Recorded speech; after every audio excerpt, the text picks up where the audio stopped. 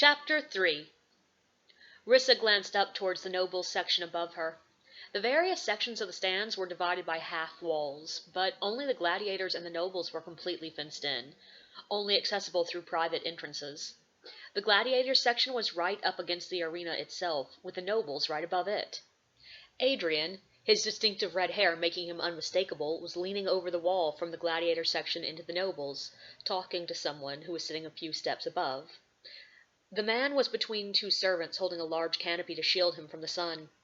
Most of the people in the noble section had some form of canopy. Most of them were sitting on brightly colored cushions, many with an array of servants or slaves holding trays of food and drink beside them. For a brief moment, Rissa wondered if this was the senator Adrian had mentioned, but even from a distance she could see this was not a serious conversation. Adrian was leaning back against the wall, casually watching the fight below while he talked. He spotted Doll and her sitting halfway down the gladiator section, waved goodbye to the man, and loped down the stands. It was an awkward gait, but each level had a good 2.5-foot rise. The only section that had actual stairs was the nobles.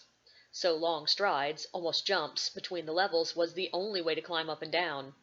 Some of the gladiators managed to make it look elegant, but Adrian was not one of them.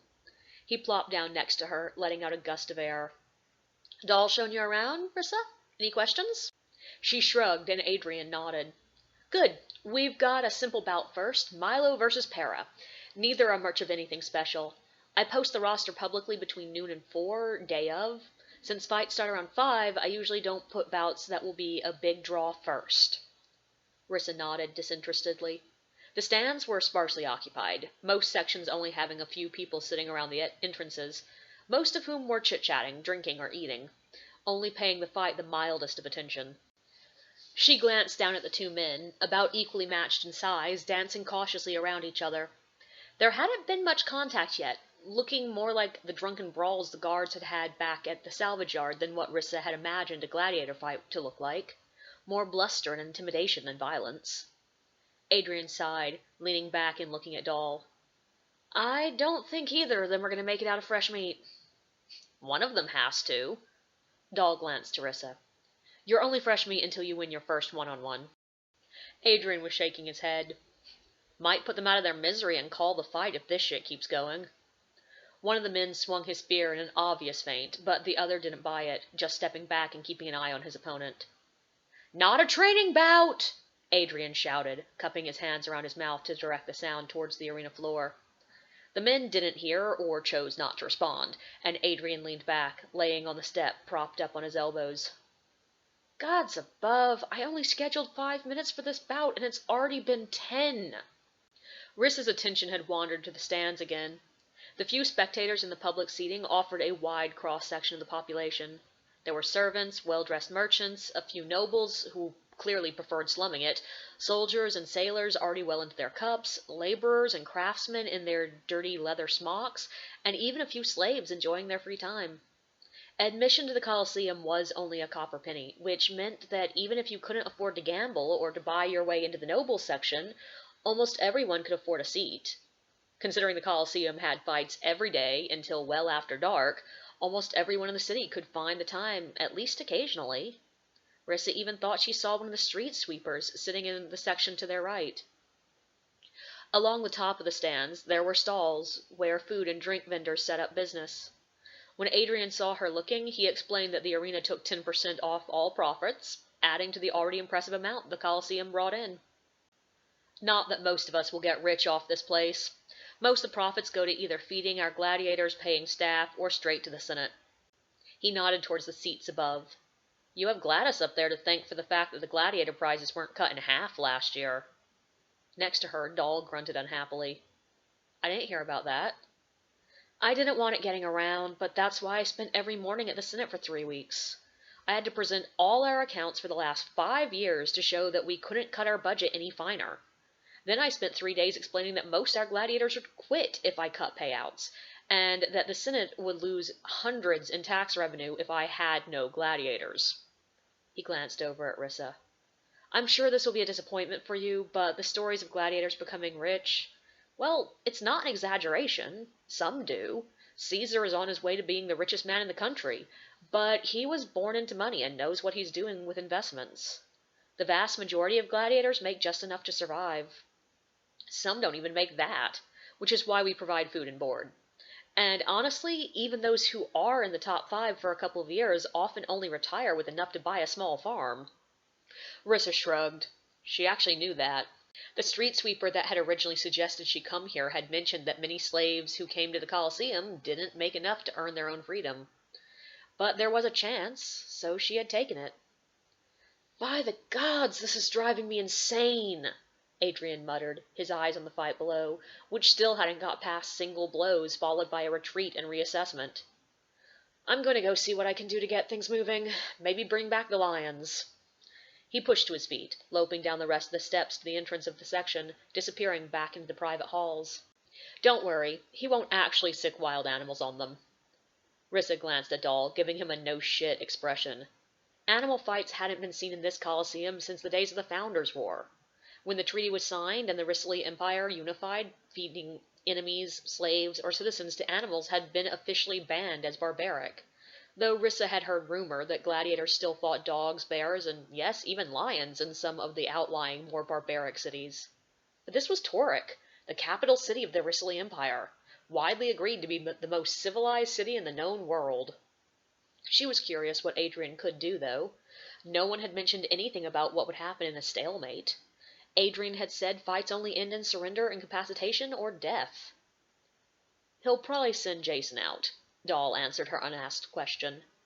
"Officially he's not supposed to change a fight mid-bout, but he's done it before, and Jason can make quick work of them.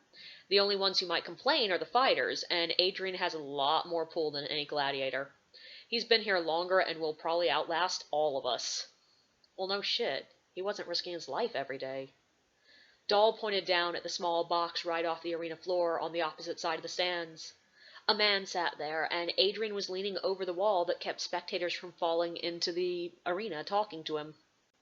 After a moment the man stood, raised a yellow flag to signal an announcement, and as the murmur of the small crowd faded, bellowed, "Altering first bout! Chaos bout! Adding gladiator Jason! Ranked 5!" A mild cheer rose from the stands, while both combatants turned to look at Adrian, still leaning over the announcer's box.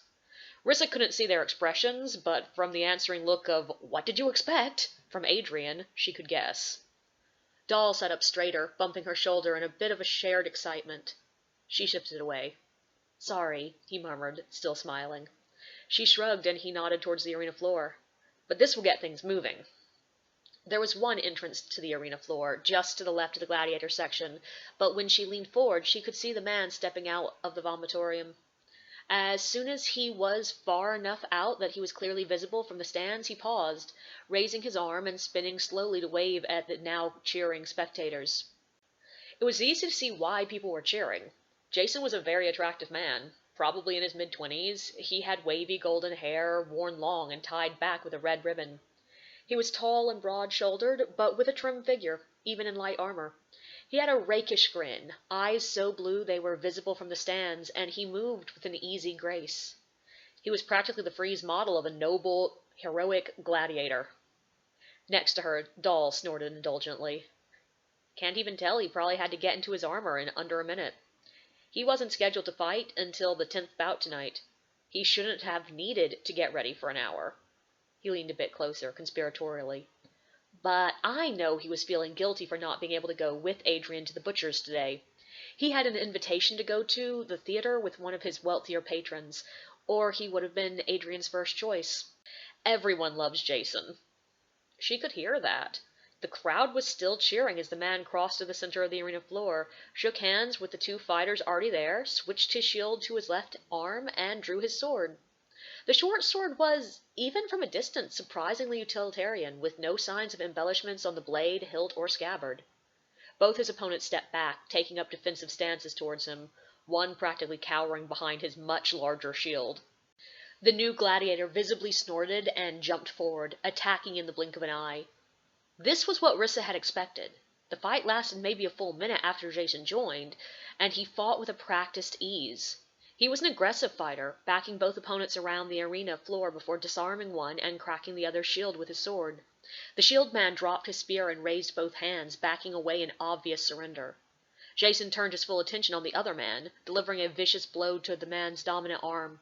He wore a chainmail shirt, which prevented bloodshed, but he dropped to his knees, his other hand clutching his limp, probably broken arm. Jason stood back, watching until the downed man raised his uninjured arm in surrender. Then he turned back to the sparse crowd, raising his sword in salute. And suddenly the crowd was making far more noise than seemed possible for so few people. While the people cheered, Jason made a slow circuit, waving and saluting, occasionally making eye contact with specific people. He even blew a couple of kisses towards a young noblewoman who was leaning over the edge of the nobles section, calling something incomprehensible towards him. Dahl laughed, forgetfully batting Rissa's shoulder again. And that will get butts in the seats for the first match for a good while. He fights more bouts than any of us, and people still love watching him.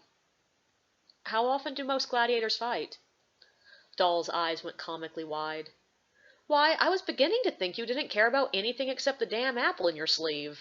He smiled to smooth over any possible insult. It varies. Jason fights almost every day, sometimes 2 times a day, but that's unheard of. I do 2 or 3 bouts a week, which is average.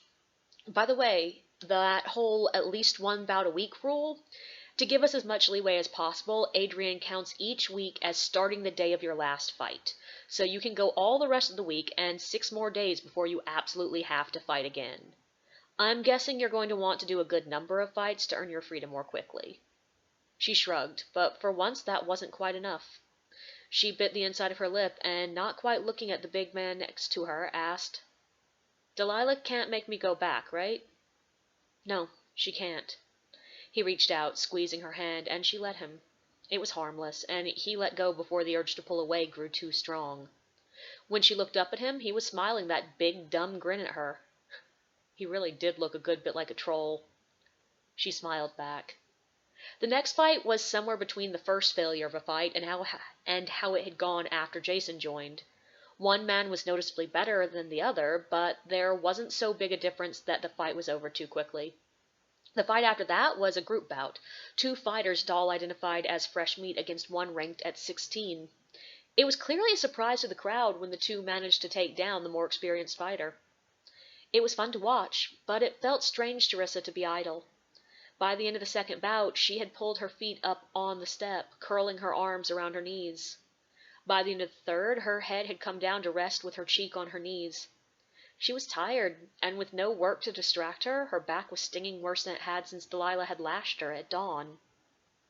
Dahl commented on the fights, on who the gladiators were, whether he thought they had a chance of winning this bout or of making it as a successful gladiator, pointing out good moves and mistakes, explaining little bits of etiquette, and pointing out important spectators. As they got closer to dark, more spectators arrived, though the stands were never more than sparsely filled. The gladiator section only ever held Dahl, Rissa, and a small group of loud men that sat near the front, cat-calling and insulting the fighters, clearly drunk. Dahl explained that while there were no policies against drinking, getting publicly drunk too often would make Adrian cut down how often a fighter was scheduled, because he didn't want to risk someone trying to fight while shit-faced. Rissa nodded disinterestedly. She had never even tasted alcohol. You awake there, my girl? She raised her head just far enough to murmur, Not yours, and don't call me girl. Sorry, little Rissa, but if you're tired, you should go get some sleep. You're going to have to fight tomorrow, and you'll want to be rested. I can walk you back to the dorm and make sure you get some dinner. She raised her head, ready to point out that she was fine, but she saw him smiling mildly at her and shrugged. He held out a hand to help her up. She raised an eyebrow at him, and he shrugged, dropping the hand. She pushed herself back to her feet and headed towards the dorms. She was a few steps down when she realized that the man hadn't followed. Dahl was still standing right where he had been, watching the fight with a slight frown on his face. Aren't you walking me to the dorms? The smile bounced back onto his face, and he bounded down the steps to join her.